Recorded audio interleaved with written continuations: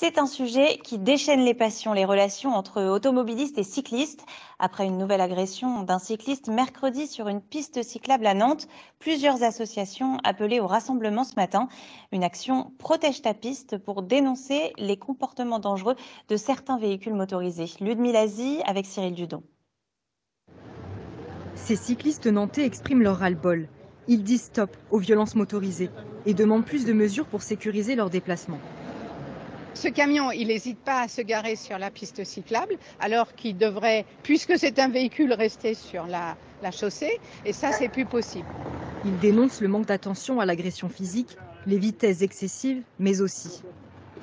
Des dépassements rasants ou alors des queues de poisson, des refus de priorité. La plupart du temps, c'est involontaire, mais bon, les gens font pas attention, donc ils devraient s'interroger sur la façon de conduire.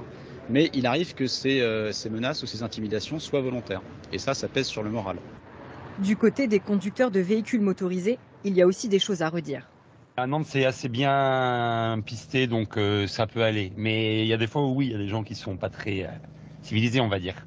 Ils sont pas toujours à leur place, donc c'est compliqué. Après, il y a des endroits où il y a des super pistes cyclables et je pense que c'est super pour les cyclistes. Mais la cohabitation, je pense que c'est pas si simple que ça.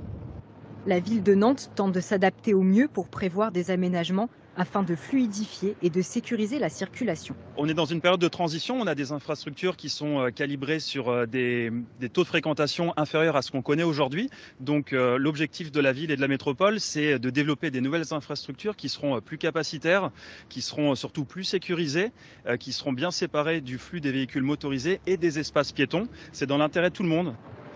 Et pour l'intérêt de tous, la métropole nantaise a pour objectif de développer un réseau vélo sécurisé de plusieurs centaines de kilomètres d'ici 2026.